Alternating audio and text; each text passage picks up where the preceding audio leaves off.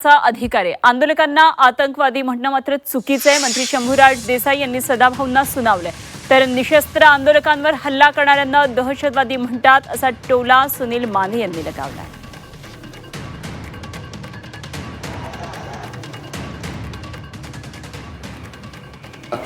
त्याच्यामध्ये काल दिल्लीमधली प्राथमिक माहिती जर आपण माध्यमांच्या मधनं पाहिली तर 5-6 पोलीस अधिकारी जखमी झालेले आहेत।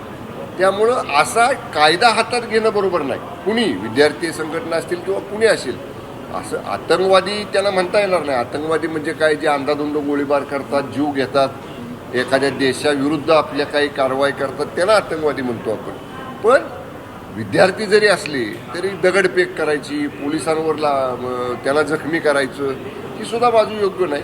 त्यामुळं माननीय सदाभाऊ खोत जरी म्हटले असले तरी आतंकवादी म्हणणं हे योग्य नाही।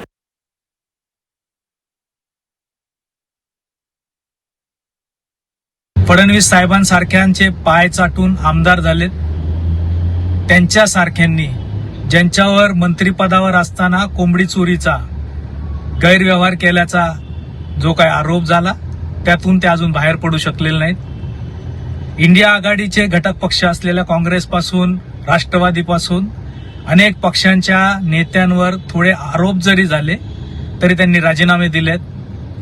दहशतवादी ते असतात जे निहत्या फक्त चौकात बसून आंदोलन करतात, आपल्या हक्कांसाठी आंदोलन करतात, अशा विद्यार्थ्यांवर जे लाठी हल्ला करतात, ज्याचे आदेश देतात, त्यांचं आंदोलन मोडून काढतात, त्यांना दहशतवादी म्हटलं पाहिजे। हे सदा खोत यांनी लक्षात ठेवलं पाहिजे।